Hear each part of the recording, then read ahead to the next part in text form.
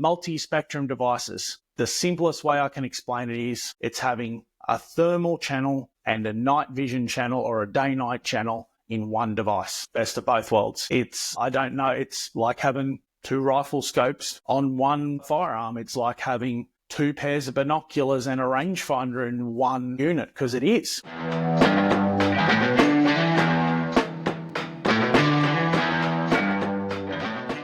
G'day. How are yous all? As always, I'm your host, JD, and welcome to our Outback Lens podcast, our live series that we started last year.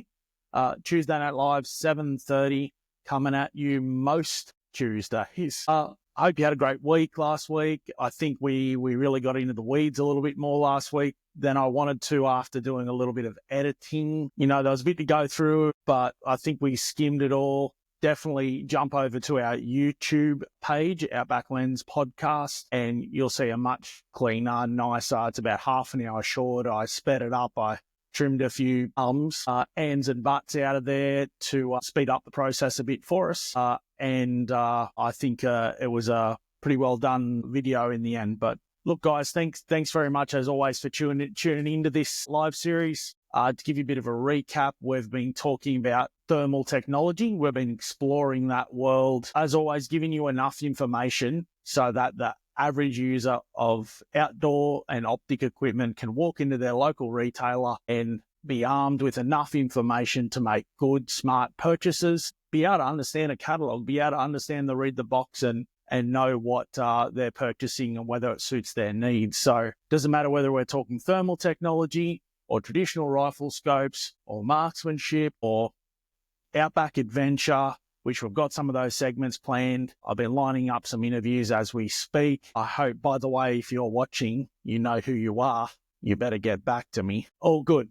Hey, so weather report, Darling Downs. I think over the last couple of days, we're definitely feeling that little bit of a change come in. Have to do the be safe warning. Lots of rain predicted for the southeast Queensland over the coming days. The winds whipped up here on the Downs, something like between 200 and 800 millimetres. A little bit of a prediction now. It's going to hit it potentially a little bit further south than originally thought. But either way, you'll probably see Brisbane and definitely a lot of the southeast corner of Queensland get plenty of rain, and it's blowing down into northern New South Wales, back into areas like Lismore and Coffs Harbour. So, a couple of days, there's plenty more than 100 mils of rain predicted. So be safe on the roads. As always, if it's flooded, don't cross it. You don't need to be a statistic. Get home safe to your families. So what's been happening in your world this last few days? I hope it was good. You know, riveting going on here, just really trying to live life and burning the candle at both ends with a bit of work and things like this venture. So, going to jump into it. Tonight's all about multi-spectrum devices. Touched on it last week. After we do that multi-spectrum review, we'll go through a few different products on the market. I didn't happen to get my hands on one. I used to have one pretty regularly, but unfortunately I wasn't able to get my hands on that this week. So we're going to do a little bit of catalog stuff online. I've shared some pictures in the lead up to this today of some multi-spectrum devices on Facebook and Instagram. So once again, jump on over to Outback Lens podcast Facebook page, do all those like, follow, share things there. I would really appreciate your support. Again, we're trying to get to a point where we don't have to hijack anyone's Facebook page to go to a live stream. Working on getting another camera set up so we can do a YouTube live stream at the same time. So yeah, we've got a few things going on. Instagram again, Outback Lens podcast. Do us a favor, jump onto Outback Optics, give them a like as well. They are our channel sponsor, and we really appreciate their support, I should say. Without their support, we wouldn't have been able to buy a bit of camera gear that we needed to start this podcast off. So big thanks to them. They are Australia's best value optics. Kicking right into it. Multi-spectrum device. What is it? I alluded to it last week. Last week's episode's up live on YouTube. I put it up a few days ago, and there's a bunch of little excerpts coming in the next week or so taken from that. So look out for those. But multi-spectrum devices. The simplest way I can explain it is it's having a thermal channel and a night vision channel or a day-night channel in one device. Best of both worlds. I don't know, it's like having two rifle scopes on one firearm. It's like having two pairs of binoculars and a rangefinder in one unit, because it is. There's a whole bunch of things we could sort of make analogies to, but really I'm excited by it. The technology's getting cheaper. It's getting better. There's a lot available from the key three manufacturers. Again, the market leaders, in my opinion, are Hik Micro, Pulsar, and Knockpicks, and not necessarily in that order. They all have models and ranges and series they do slightly better than each other. So the couple of others like Guide, Thermtech, iAiming, there's a great range of products on the market now. And once again, the aim behind this is for you to understand those terminologies so you can cut through the weeds on a lot of the brochures, because there's a fair bit in these compared to even some traditional rifle scopes. So you've got this item that has two technologies or more in one device. How do you use it? Why would you want to use it? You know, is the cost benefit there? That's always a thing that I like to throw in, particularly when we start talking about some of these more expensive technologies. So let's rip into it. I'm going to talk about some of the technical aspects first of this, so we set the stage correctly. Then we're going to duck over, as I said in the intro, just to do a little bit of catalog look and show some pictures. And one of the big things, the big technologies that we see with these products that have a multi-spectrum, that have more than one type of technology in them, one thing is a fusion imaging. So if I had to look at a top few features that really make it worthwhile for my dollar for what I want to spend, I'm definitely going to say that fusion imaging. So basically the way to understand that is they get a thermal image and a night vision image, and they lay them over the top of them, do a little bit of computer science in there, and present you a really, really unique image that has the best of both worlds. And we'll see some pictures of it as we go through. So tick one, it's another feather in your cap. It's another, string in your bow. It's another arrow in your quiver, whatever you want to say. It's another lure in the tackle box. Having another image that you can render, that you can turn on. So when environmentals, as we've discussed in the last few episodes, sometimes environmentals are going to play havoc with you. Let's simply get some of these little computer technologies, turn the settings on, and this is another one, fusion imaging, laying two over there, and let's use it to our advantage when we're in the field. The couple of other things that stand out in my mind, having a technology that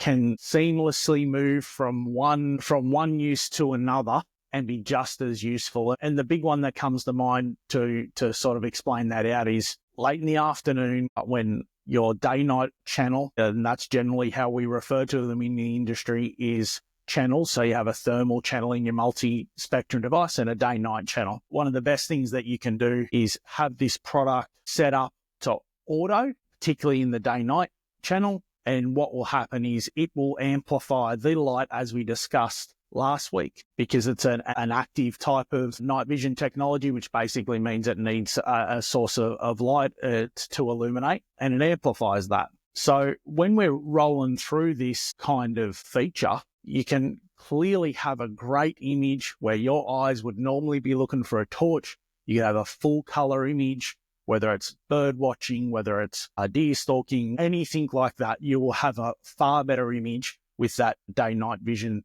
than you will have with your own eyes. And then that will automatically smoothly go black and white when it decides that it don't have enough light to amplify anymore. And that's when your infrared illuminator will really come into its own.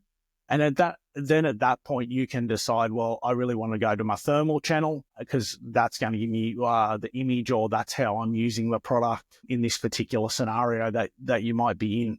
So some really good technology there working for you. I think definitely this is a little bit of eye strain. I tend to find, with any monocular, like a light rifle scope, you can often have a bit of eye strain than a set of binoculars, particularly. If you've got one of those products, you'll find that will help you with eye strain. A couple of other things that, particularly on the binocular side of things, it's really the big one of all this. It's really the big one. As I alluded to last week, You can get 2 or 3 or 4 devices, throw them in the bin and carry one. Weight saving, 1 unit to lug in the bush or have in the vehicle, whatever you're doing. You're going to find that this particular type of technology, if you have it in your kit on the front dash of the Land Cruiser every day, you will have a piece of equipment that you never knew you needed. That's how strongly I feel about multi-spectrum, particularly binoculars. You have a digital camera with a usable magnification up into the 20 powers. It literally gives you a very usable digital camera that you can take photos of poachers on your farmer. Think poachers, think biosecurity,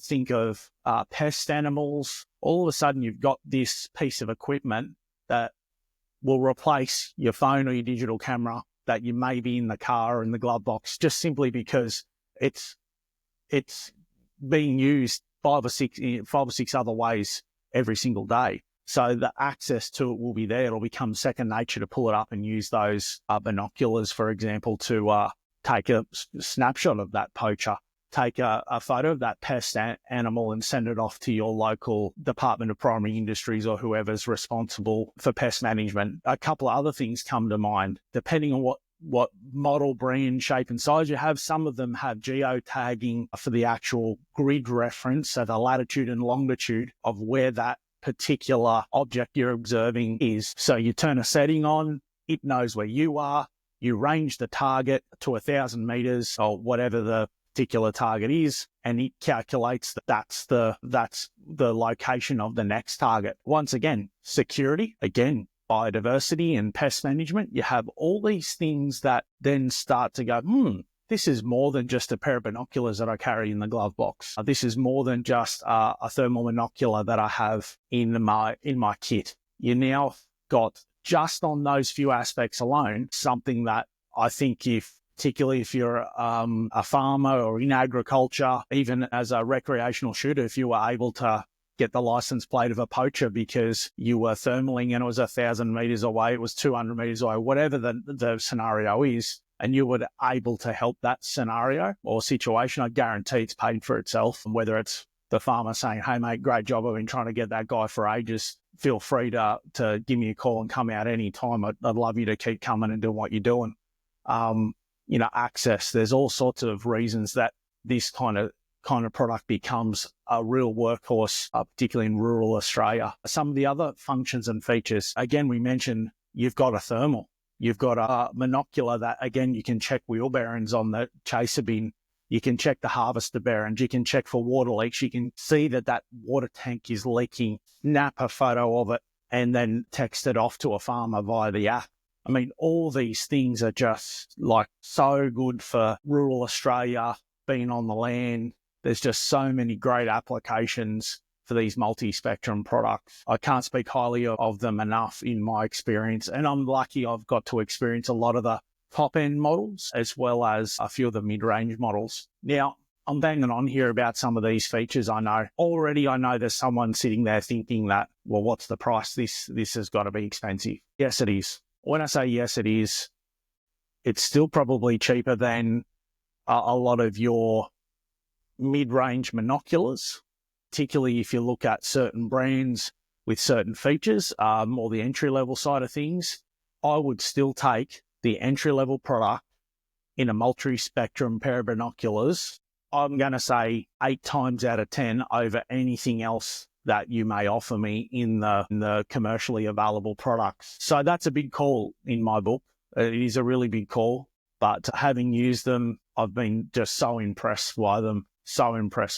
Again, some of those other products other systems and algorithms that we spoke about last week, I didn't sort of show you a lot of those. Here we'll go through a couple of those specs, and some of those will be proprietary to each company. So keep your eye on that. For example, Zoom Pro is one. So again, it's another algorithm that's going to make sure that the image is optimized for what you're looking at, taking some of that stress out for you. So let's dive into a product. I'm going to share a screen here. And again, no particular order. It's just how the page happened to be organized. This is the Hik Micro page. Hik Micro, as I said last week, was one of the market leaders, still is one of the market leaders. This is a great product. The reason I went there is because I'm linking it to that price question we just had. The new Hard Rock series has been the original Hard Rock is this particular model. The original Hard Rock has been out, I'm going to say, getting close to 2 years. It's getting close. I'm probably going to say 1.5 years, but let's call it 2 years or getting close to there. It had very quickly, within 6 months, due to the popularity of the product, had that model range expand. It expanded into the Hard Rock 4K, which means it's got a 4K CMOS sensor for the day-night channel, and we spoke about that last week, and we'll quickly run through that here again. And it went to the Hard Rock Pro series, and we're going to touch on another product, which was one of the earlier flagships, but products in the market in this multi-spectrum devices up until about 2 years ago. So let's rip into, I'm just going to rip straight into Hard Rock 4K, because I think it represents great value for money. And I've had a good experience with it, so I'm able to speak very firsthand. If you notice some of the intro posts that we did on social media leading up to tonight, that most of those images of multi-spectrum were taken with Hard Rocks or Raptor. So here we go. Here it is. Very small form factor compared to previous products and other brands. So it's really about the size of a set of 10 by 42 or 12, the 50 if you like, depending on which model you particularly purchase. It's around that size. It's about as light, maybe a touch lighter, depending again on which model you've got. But this is a price point here that you're going to find very acceptable, because as far as I understand, a product like this is sub $3,000. And when you look at a lot of the Condor, Falcon, Axion, the Knockpix products, the Infrared products, that's pretty easy to spend $3,000 on a mid-level monocular. So where this particular model saves is the thermal channel is not as good a quality as you will get in other models of Hard Rock, but the night vision channel is 4K. So again, if you think of a farmer or agriculture or a deer stalker that likes to get out there through the day and use the digital binocular feature, because that's what you have, a set of digital binoculars that is very usable. I actually went looking for some images for the digital binocular, but I'm very sorry, I couldn't get a good enough picture that was worth sharing. So I'm going to scroll down here. And as you can see, this is the different channels that we spoke about. A thermal channel and the night vision channel. And you can see in the middle there, it's actually the illuminator. So as it says here, a 5.5 to 22 by 60 binocular. That is your day-night channel. This one over here is your thermal channel. As I said, IR illuminator, rangefinder, and it comes back into one screen for you there. HD, remember, it's Ultra HD. It's double the size, the image is double the size of full HD. So instead of 1920 by 1080, it's whatever that is, 2000 something, 1920 times 2, 4000 and something or other. I can't remember off the top of my head, but yeah, it's double 19. The actual measurement for Ultra is double full HD. So you can see here, and this is where I really want to drill down with you. If this is the first time you've seen this multi-spectrum technology or day-night vision, this is what you're seeing right here is the 100% the truth. This naked eye, where it's getting so dark that you'd probably want to start thinking about getting out of the situation and get home to camp or all that, when you look at that same animal straight through those set of hard rocks, look at the amplification. It looks like it's still 5 o'clock or 4 o'clock in the afternoon. You got another half an hour of daylight. They really are worth looking into. And as I've said in the past, I have used them at full magnification. I've done spotting steel targets at over 300 meters for 8-inch gongs. Done just looking at small kangaroos. I've done foxes. I've done rabbits, and they are very usable. They are very, very usable. I mean, this is live footage here, as you can see. It's really, really good. And again, it has some unique features. It has some night modes, as you can see. It has several things. And if you watch the little video that I put out today, that was a fox running at about 120 meters. If you looked at the screen, and you'll notice I go through the different color modes in the thermal channel, and then I hit the button and it flicks it to night vision.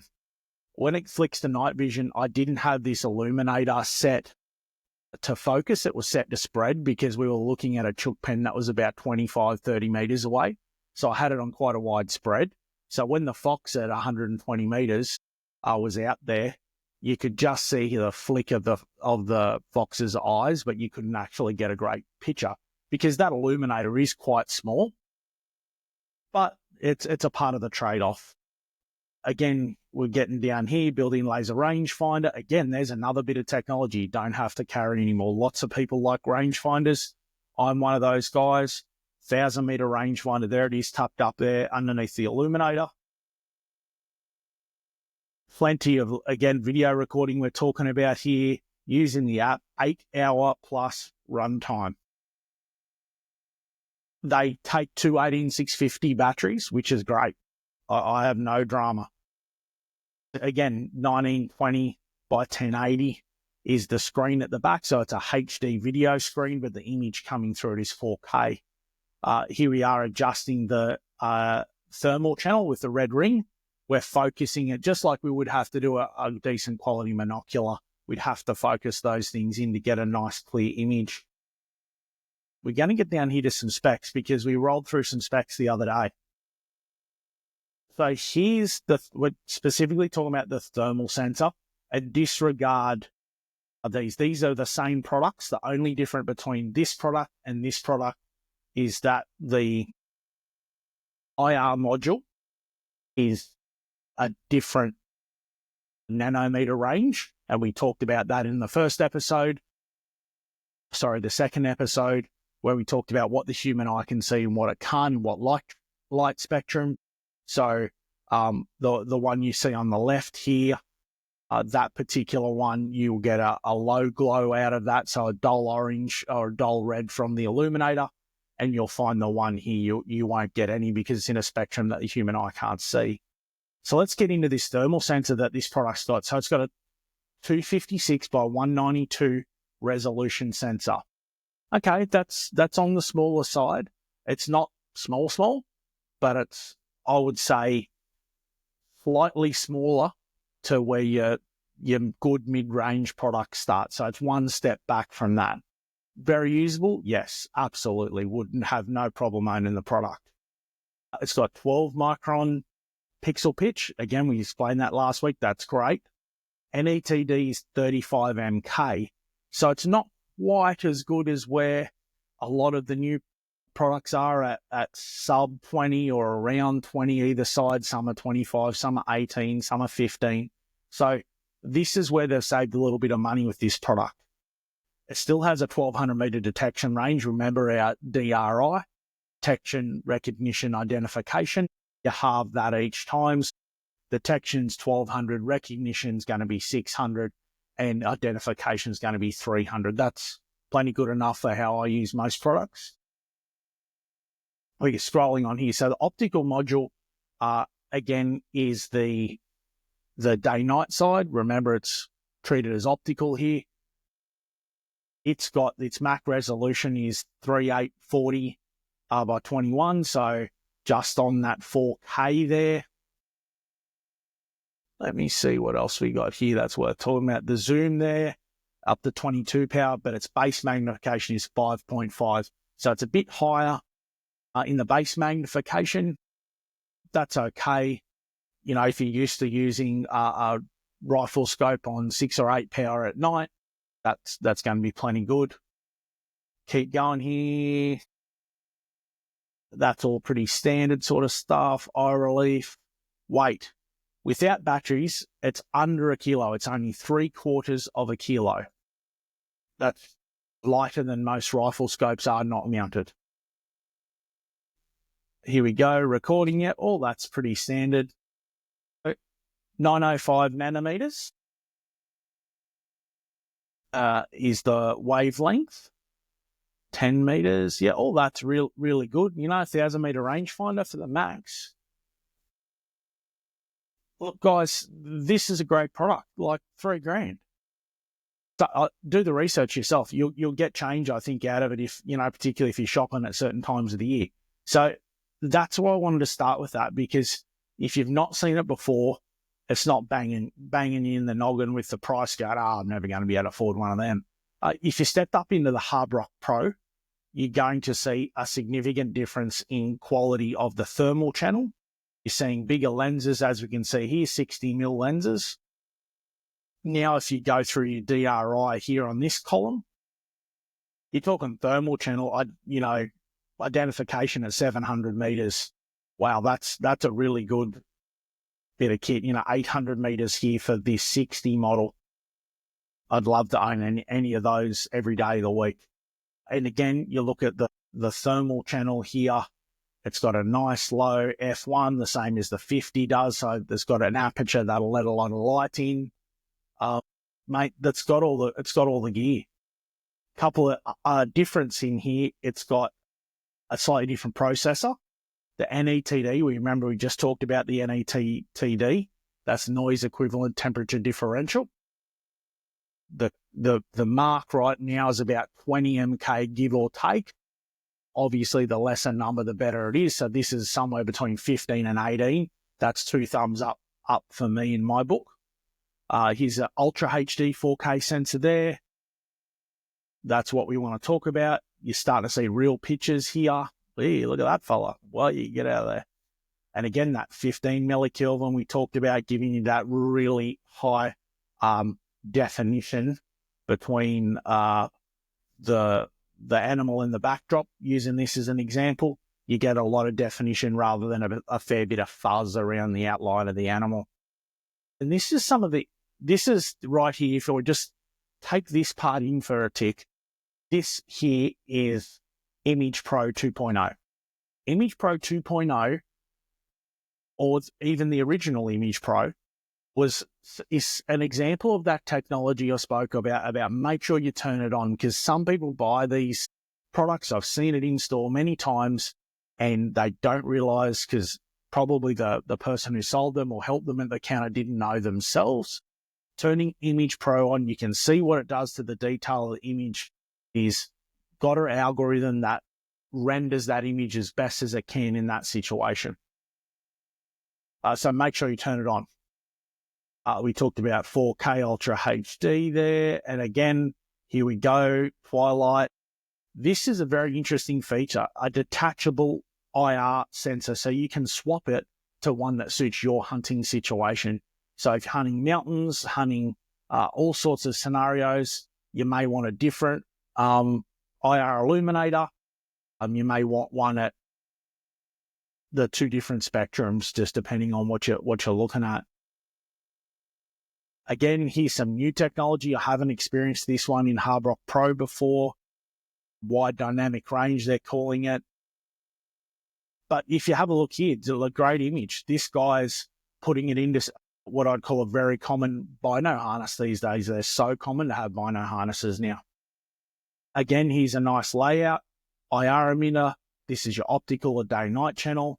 And this is your thermal channel. 7-hour battery life. And I will say, the more you use the rangefinder in any technology product, the quicker the battery is going to drain. If you're on that thing, or you have your model has a setting on that is just continually ranging or pulsing every 15 seconds, you're going to find that that is going to really suck you. Don't take the 7 hours into account. You might get an hour or two out of it, depending on how you're using it. We're skipping over that stuff a little bit. Again, some great pictures there. Look, in the specifications, here we are, 640 512s. As I've said before, 640 512s for the last handful of years has been generally seen as the top technology because there wasn't a lot of affordable technology over that. So that's what you were aiming for. 640 512, 12 micron, and it's 15 MK sensor. You really got a good bit of kit there. But here we are. Here comes the big daddy.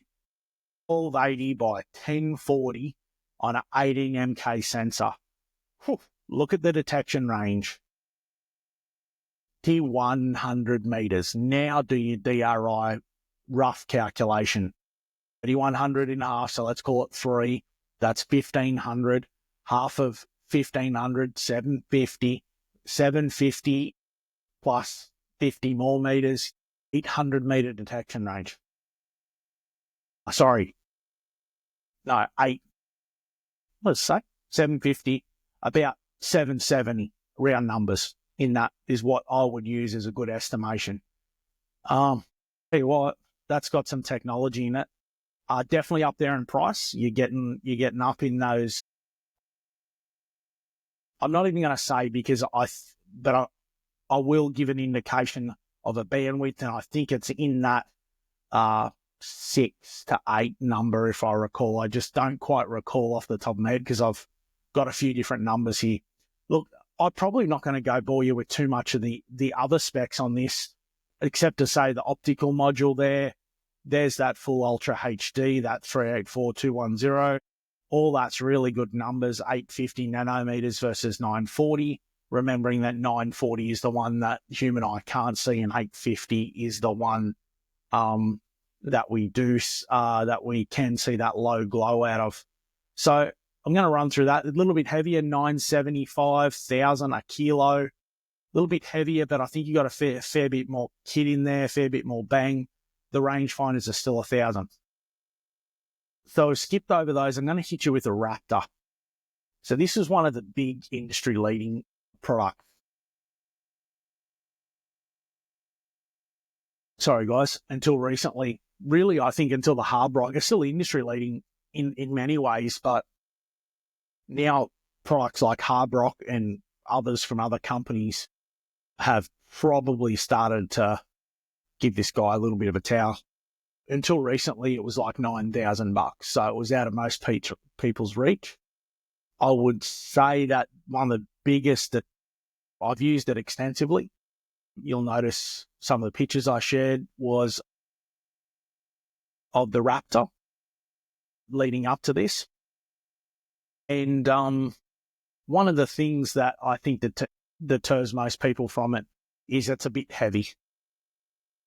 I think for a security scenario, and I know there has been some interest from several security groups and other related groups, bodies, government bodies, into these products, both for wildlife observation and people observation, I guess you'd say, because they are a nifty little thing. But I think using it for a bit longer than half an hour, you'll find that it's quite heavy. 20 MK sensor. It was one of the first products to get a 20 MK sensor. It's got a f/0.9 aperture, really good product. Letting a lot of light in. It's got all those image pros we just went through. Look at the definition here. It's got some good optical. It's got genuine optical in it. So there's some great features there. This one got that big range finder. And again, Zoom Pro, the difference. And we talked about some of the image pros that the HooRoo had.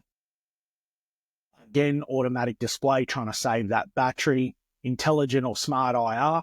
That's basically meaning that the unit is going to detect how much light when the IR sensors, when the IR illuminator's on, how much light is actually required, because you can oversaturate if your light's on too bright and you don't need that much light, you'll cop a fair bit of brightness in the screen and sometimes the image won't be very usable. All right, again, a couple of ground It takes a bit of horsepower, this unit, 3 18650s, if I remember rightly, 3 in a circle in this side.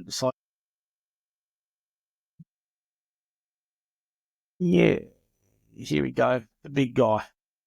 640, 512. Again, it was industry leading till recently in this kind of device with the 20 MK sensor until a few of the other manufacturers caught up. And there was a very close release schedule, so it's probably a little bit argumentative of me to say that that was industry leading, but it was about the time where there was a couple of products that were dropped very close. You'll notice a lot of these technology products are months apart, sometimes even less than that. Occasionally you'll get one where someone takes a 6 or 12 month jump forward, but other than that, you'll see they're all pretty similar. 25 MK NETD, it's all good stuff. It's all got the rangefinder. It's got this product. I don't recall if it was. Sorry, I'm just checking here. I don't remember. Where is it here?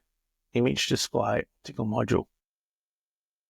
So yeah, it's above HD. So it's not quite the full 4K, but it's above HD. Good unit. I'd have one tomorrow if someone gave me one. But let's have a look at what else is out there. What else are we going to do here? All right. So we discussed, I'm going to probably say the Hik Micro range there. They have a product that's at the very high end of the market, and they have some products that are at what I would call value for money price point with great features. I think the Hard Rock's hard to go before I've even go past before the Hard Rock's even hard to go past, even though I haven't showed you any more products yet, but I'm going to duck through to, I think we'll duck into the Pulsar, because the Pulsar was the next one I had on my list. All right, merger. Here we go. The Pulsar Merger Duo. Same sort of thing as Hard Rock. Again, a nice form factor. I think that's a big thing. Having that nice form factor makes these products much more like a pair of binoculars, which are familiar to a lot of people. So, here we are with all this technology in our little pocket. We'll just duck through some specs of this merger. So it's got a 17 micron 640 in this particular model by 480. CMOS is full HD. Not the full, it's not the full big sensor. It's not the Ultra HD from how I understand that. What else we got going on here? Yeah, it's got, it reads with a thermal detection range, 1800 meters. That looks like a great proposition product. I find some manufacturers, depending on how they build their sensor, end up with a product at 17 micron that can be as good as a 12 micron in some instances. And it's really on some algorithms that take place and how they construct and combine focal lengths and all sorts of things. So, that's got a bit of, so show full specs here. What else do we got? Infrared illuminator there. It's pretty bog stock standard. So that's the one you can't see. Full HD sensor, as we discussed. 25 NETD. So, it's got some good stuff going for it. An 18 MK sensor there as well, 50 hertz. All that's stacking up really nicely. Optic side of things, nice. I'd say that's a F1 there. LED, that's a good display. Look, that's got a lot of the features that the other products have. A magnesium alloy housing is really good. Not all these products have full magnesium alloy housings, but there you go. I'd be more than happy to own that product as well. 640, 480. So it's not quite that 640, 512, but it'll depend on how the image is cropped and all sorts of things. It's a nice 25 MK. Got plenty going for it. Here's one of those some of those things that we talked about making sure you use your image rendering. Here you go, an IR illuminator, again, that comes off and on. I think this is becoming a bit more common as people are having to come up with their own ways to get a bit more distance, because once you start getting into 4K and that really high CMOS sensor, really high spec CMOS sensor, what really lets you down is the illuminator, because it's so small compared to, a big one mounted on a roof or on your rifle. You can have quite a big illuminator, which really is the thing that limits this modern night vision or night day vision. All this is very standard stuff. Dual battery system, I'm not familiar with that. I'd have to check into that. Just trying to see if there's any. Got all the sort of features that a lot of the stuff there we went through have. Again, form factor, brand, backup service, go do your homework there. Good unit. I'd be happy to have one of them. I'm going to drop to another Pulsar product while we're here.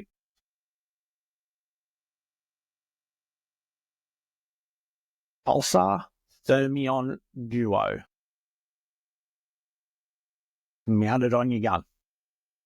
You legitimately have two rifle scopes on one gun. I don't know how that is not a usable proposition for most people. The day component to this, again, that really usable day, you look it up, it looks like a full color digital camera. You can see the color of the spots on the box's back. You can do that non-illuminated, i.e. turn your spotlights off, no lights in the car, shoot the foxes chasing the sheep. You can do all that stuff. One device, no need to take one product off and put it on another product. No quick release sort of mechanism if you didn't want to, because you're looking for two different devices for two different scenarios. You got one. And I think there's a lot of people that could probably just use the one, particularly if it was a work gun on a property. Set up with something like that, it would be amazing. And of course, working out whether it's got a laser rangefinder is the next thing here. Sensor, there's that 17 micron 640-480. We've got a couple of different objective lenses there, f50, f35. Oh, gosh, some of these products really get me going, because all I want to do is grab my gear and go. There we go. 640-480, 17, NETD is good. Full color CMOS. All that's normal. That's pretty standard compared to everything else we've looked at. Stream Vision's their particular app. Come on, we've got to have a look at a couple of pictures on this thing. I have not used the Duo. I've used a Thermion plenty of times. Look at that. It's actually really, this is what we spoke about last week about the mounting options and making sure your particular product can be easily mounted. You can see here, this gentleman has an adjustable stock. Again, what I recommended last week. This setup is good to go, in my opinion. You could be, that could use 3 different hunters if you happen to be on a cull. You needed to swap rifles, whatever it happened to be. You got the flexibility there to adjust the stock, move the optic back. There's some really good little pictures here of this in use, and I hate to just be a bit of a picture, but there is some good looking little pictures there. And I think, as I've said, this is a very usable product. So here we go. We've talked rifle scope. We've talked binocular configuration. There's one other one I want to just have a little bit of a scratch the surface on. Interesting monocular. There's been a few multispectral monoculars that have sort of come in, and some people love them, but they've sort of drifted out in favor recently, and a lot of it's done by these binoculars have really pushed them out. Can you mount the binocular? Just come to mind then. I know someone's going to ask, can I mount it the same as I can these binoculars? The answer is yes. You could put those binoculars up on my Spiderbot we talked about last week there. No problem at all. And plenty of people do them. Could you do it with the mergers? Yes, no drama at all. Plenty of people do it. Drop into like Nathan at Edge of the Outback channel. Have a good look around his. You'll see plenty of merger videos where he's been doing all sorts of that stuff with it. Again, they're out in the field 100 times more than me because they're vertebrate pest controllers. You know, here's a little handheld. I haven't got a chance to check the price on this because I wasn't really familiar with this. I knew Guide had a product, but I have never honestly seen it. It's very similar to the old Griffin that Hik Micro used to do. Good specs here, 640, 480, 12 micron. It's full HD, it's not ultra HD. By the looks of it. Yep, it's a 920, 1080 sensor. So again, full HD. The rangefinders are 600 meters. Again, you look at the compact nature compared to maybe the Bino. It is a bit bigger than a standard, what I would call monocular in the hunting game. But hey, it's got plenty of stuff there. Just a few images. A HD thermal detector, they're calling it. It's an interesting looking thing. We won't hold that image against them. 600 meters. Again, GPS type targeting, they're calling it. It's the same as what some of those other products are, where because it's got all those gyroscopes, laser rangefinders, angle, inclinometer. I can't even speak tonight. I need another one of these coffees. Hang on. So, all this being said, it's another product you can use as a security device, as any poacher, any of those type of things. It's also great to know how far I've got to walk. How far do I got to get there? There's 3 gullies between here and there. I'm going to have to go up and around. So there's plenty of other uses, of course, for it. Skims you through the modes here. Here's some different images, technical parameters, 30 MK sensor. So it's not quite like the entry-level Hard Rock 4K. I think I saw we had a 35 MK sensor, and it was a much smaller sensor. However, the optical component was a lot better. So let me just roll here. Display hardware. 600 meter rangefinder versus that 1000 meter rangefinder again. Similar 64 gig, 18650 battery, single 5-hour runtime. That's interesting. Some of those other products we were looking at, I think, were 7 and 8 hours. So, you know, this would be interesting to see where this fits in the price bat. Again, I'm very sorry I didn't get to do that, but I might try and find that for the edited video. Again, and the HD, the optical side, the day-night vision side's not quite as good. But, you know, there's an option. Here's another product. If you didn't like the binoculars and you wanted a monocular, there you go. So, now look, I think we've wound up multi-spectrums. I didn't want to go so deep into multi-spectrum. It was more of an eye-opener. And a lot of that reason is because it's covering the same things that we spoke about in part 1 and part 2. And it's a combination, being the fact that it's a combination device. But I want you to really sort of leave with the proposition of, if you're a newer shooter or a newer user to optics and hunting or pest control, and you had to sort of start fresh, you'd borrow dad's binos, your uncle gave you for Christmas a cheap rangefinder when you were 15 years old, whatever. If you had to go and purchase all these items individually, and let's use a set of those Hard Rock 4Ks, because I know the price point is achievable for many people. Say anywhere from $400 to $800 for a decent rangefinder. A good set of binoculars that'll probably last you 20 years or more is going to be somewhere in the vicinity of, I'm going to say, $600 to $1,200. If you were to get a thermal, a decent monocular, you're going to be in that 2.5 range. So you're talking 2.5 for a thermal. A good pair of binos, we're talking $600 to $1,200. So for argument's sake, let's take the top number, $1,200 plus $2,000 or $2,500. So you're straight away over $3 there. And if you said $400 to $800, depending on brand and features you wanted in your rangefinder, bang, you're way up in that 3.5, 4 money, and you haven't even looked at a night vision product if you were to buy a night vision product.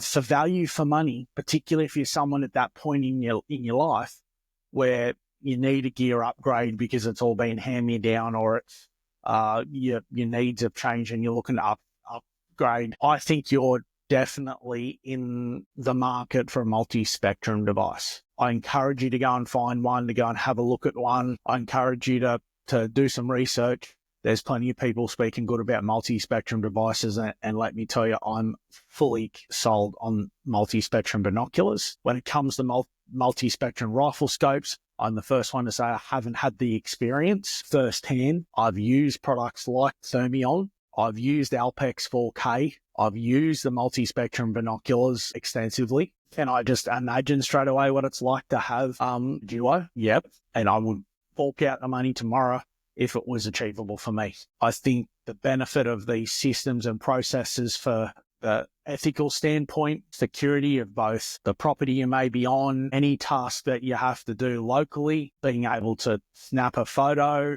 whether it's bird watching. And by the way, there is devices like this already in the bird watching sector. Swarovski released one. Who can say Swarovski? Drop me a comment if you or your partner or someone you know can't say Swarovski. You've got to say it how it reads. Swarovski. I can't pronounce it correctly because it's one of those funny ones that makes me chuckle from time to time. I'm not laughing because my wife's one of them, and I know she won't mind me saying, but at the end of the day, these products, I think, are here to stay. I think we're only scratching the surface of these products at the moment. The Swarovski product for bird watching is an optical, I think it's called Axio or Asio, I can't remember which, but it's a normal set of binoculars with some technology sort of jumped over the top, if you like, and it will display in almost like a red dot, if you're familiar with that, or some laser rangefinders where the glass quality is pretty good and it drops that red over the top in simple format. These technology literally will look at the bird, analyze what the bird is, and display to you on the screen what species that bird is. Now, they've also got a setting there for large species. I think it's maybe 300 mammals or something like that. It was, common deer and zebras and all those other things. But the point is, I think there was a couple of thousand different species of bird in there. This is where we're starting to go with this technology in application.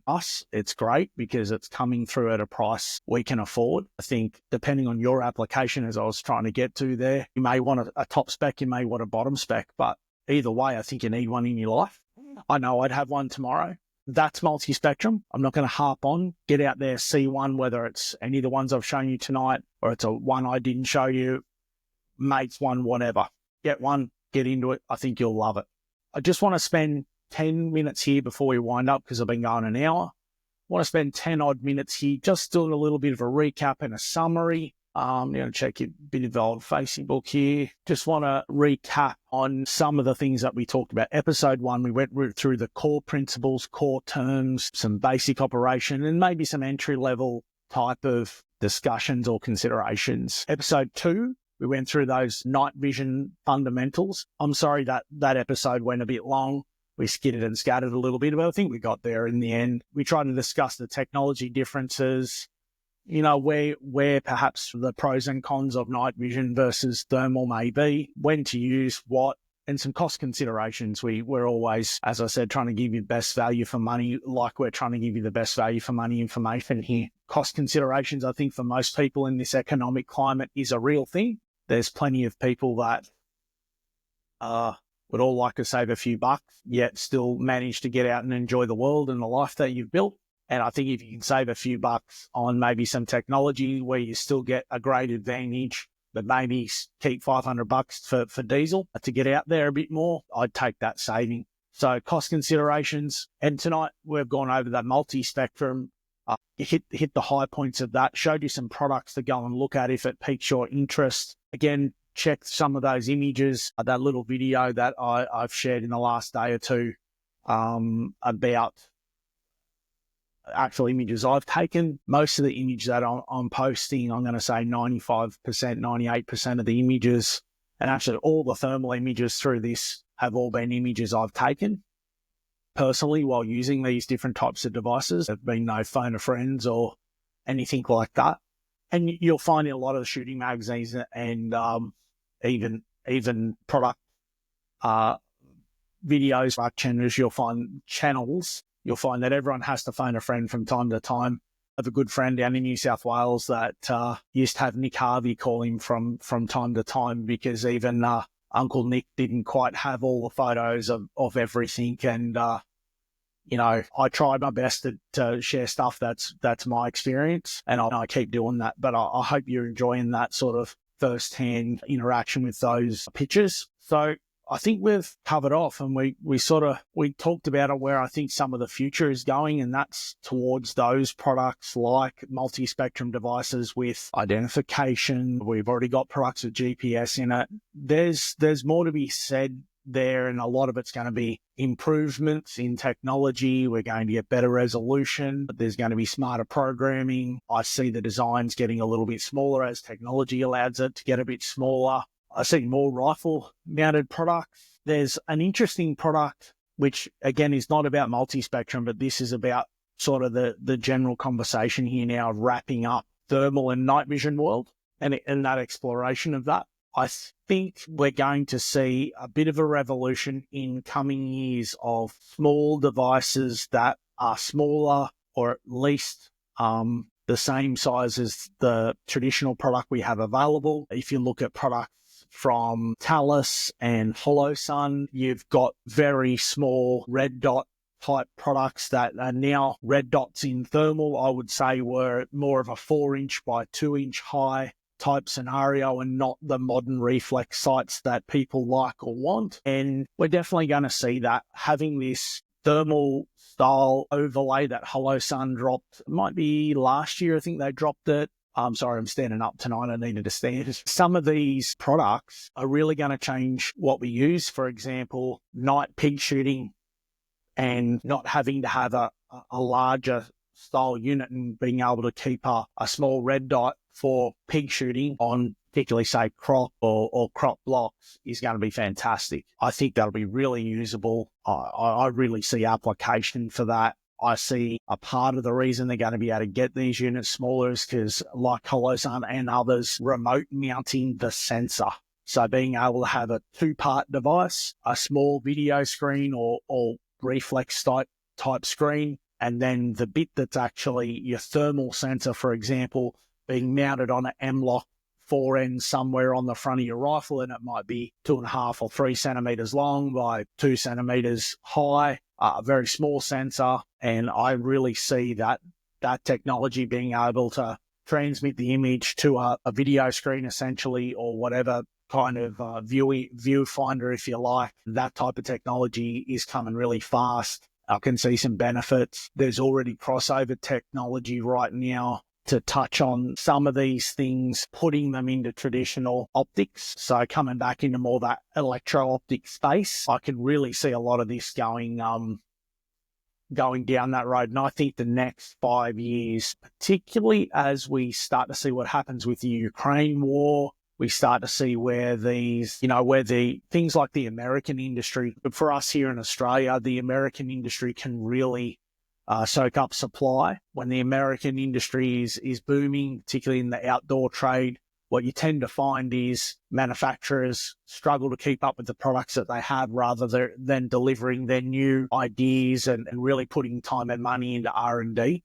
Many companies, not all of them, but many companies really slow that up and just drill down on supplying the core lines that they need to. So I think if Mr. Trump can really slow up that demand by doing a plan that the American outdoor user responds to. The American outdoor user might decide that there's not as much urgency to go out there and buy lots of crazy amounts of stock, so the market will slow. And when the market slows in the US, a lot of innovation happens. A lot of the ideas that they've been toying with for 2 or 3 years, and it's sort of 80% developed, turn up to shows, turn up to trade shows, non-disclosure agreements signed, testing goes out, because some companies hold that stuff back, not so much for a rainy day, but just you can't do everything at once like most people. So I really think the next 5 years is going to be a great place for us. So watch this space, particularly in the thermal day-night vision. I think we've got good things to come. That's not to say I wouldn't buy the technology now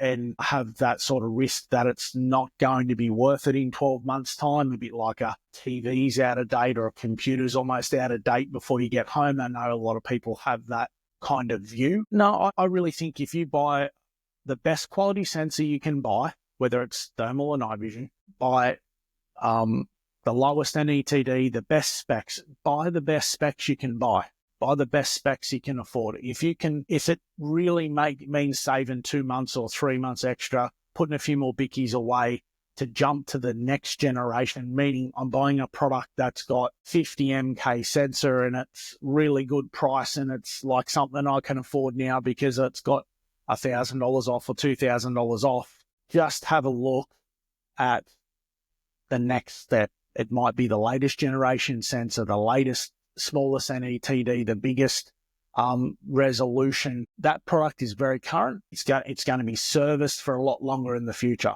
And as I discussed in some of our earlier episodes, particularly part 1, the Hik Micro Lens product is on its probably 3rd evolution right now.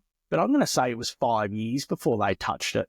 And a lot of these products are still having a lifespan of longer than 2 years. So a lot of people think, well, how am I going to be in 10 years because my rifle scopes lasted me 30 years or whatever the scenario is. I think the point is that it'll be no different. I think it'll be no different. Technology, sure, the batteries might dry up or run out and you need to sort some new batteries out. Make that consideration when you purchase. Is it a common battery? Is it easy to find?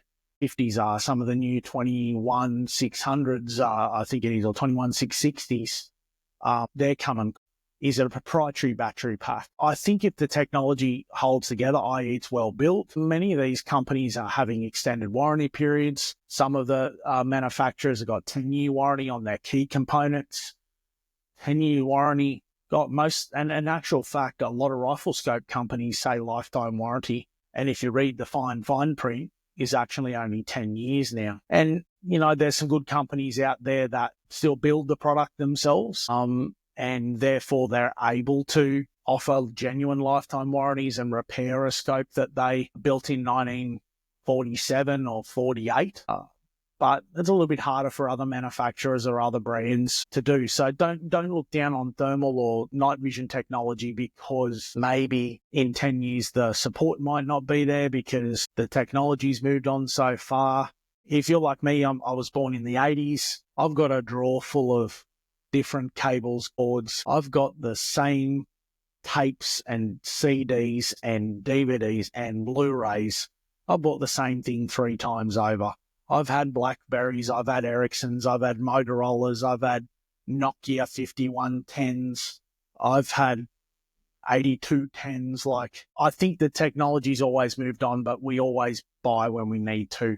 And this will be no different. Will we get good value for money out of it? I think we will. And I really encourage you to go and look at the technology. I think that if you're particularly an on-farm rural person or you're helping do a lot of pest work, I can see a really big avenue for you to have a pair of multi-spectrum binoculars and something like an Alpex 4K or a Digex or the new Pard, any of those products. I think you will have a serious work system. And that's the main point I want to leave you with all this discussion during this live series. My plan is to do a bit of this in long format video, meaning, at the range, using it in the field. I'm going to get some 4K footage. It just won't be out with this cyclone at the moment, but I'm trying to find some space to do a couple of big ones so I can cut down and do a bit of a filming weekend and do 2 or 3 segments for you while I'm out there having some fun. But where I'm getting at here is buying a system that's fit for purpose and how you use. You will have good cost savings. You'll have better longevity of the product. You'll use it more, and you can use it on more pieces of equipment. So picking a system and thinking about night vision, thermal, and other multi-spectrum technologies as a system rather than just one individual item, I think is the best way to get value for money out of the technology and increase your odds in doing that pest control, stalking that deer, whatever you're doing with the equipment. I think you'll find keeping that system in mind, developing a system, whether it be, as I said, a monocular for observation, detection, and then an Alpex 4K. Once you've closed the gap, still lights off, and away you go. As that is the number one thing I want to leave you with, is the technology is not that scary.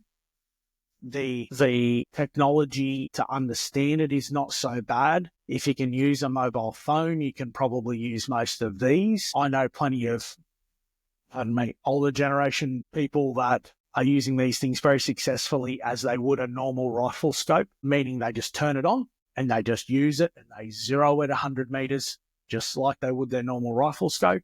And they don't get into all the fancy features and so on. But the advantage for them is that they are now knocking more foxes in the paddock, protecting more lambs, protecting more calves. It's a win-win.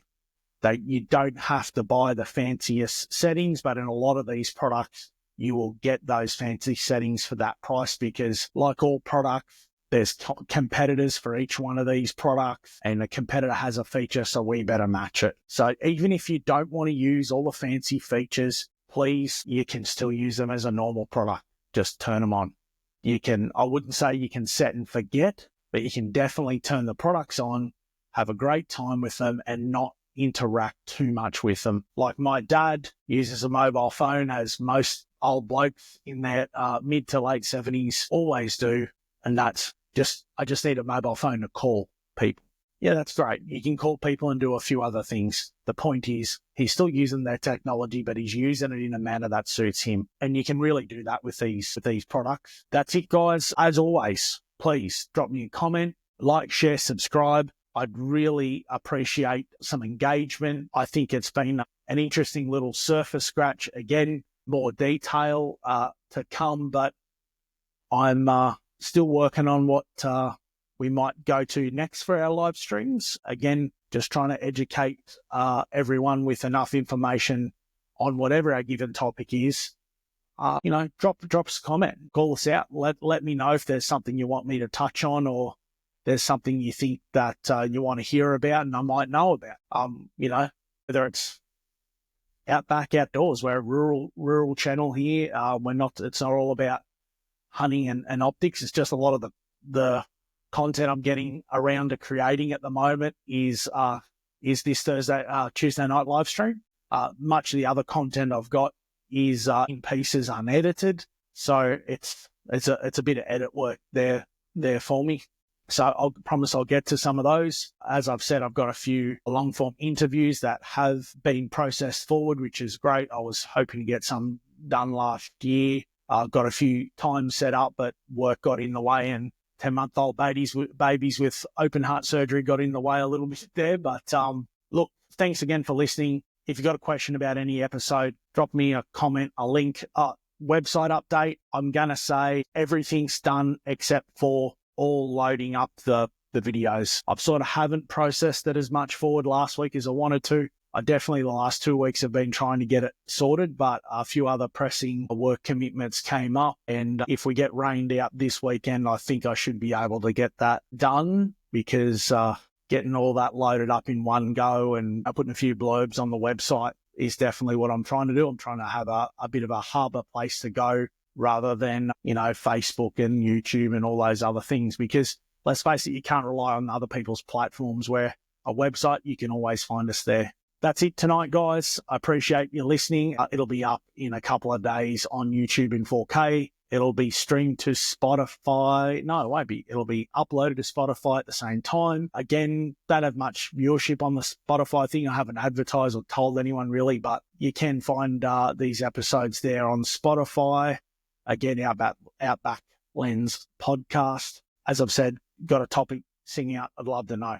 That's it. Signing off. JD, thanks again for our channel sponsor, Outback Optics, Australia's best value optics, for the support and making this happen. Look forward to talking to you next week. I'm going to have to find what we're going to be talking about, as I've said. And have a great week and stay safe, Queensland. Stay out of the rain in northern New South Wales. Cheers, guys. I'm going to clear.